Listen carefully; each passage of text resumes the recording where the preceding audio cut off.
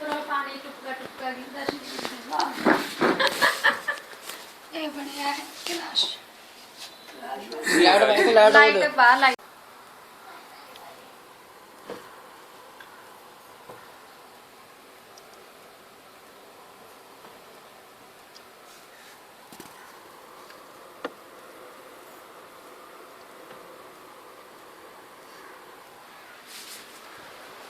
आलू में लेने थोड़ा व्हाट्सएप कर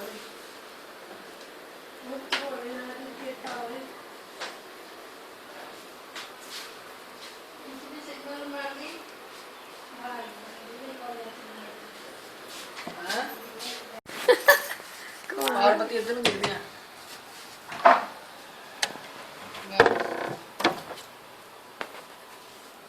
इधर में लाइट का कुछ फर्क है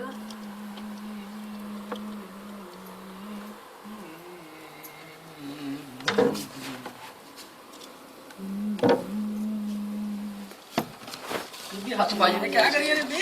हट जा ये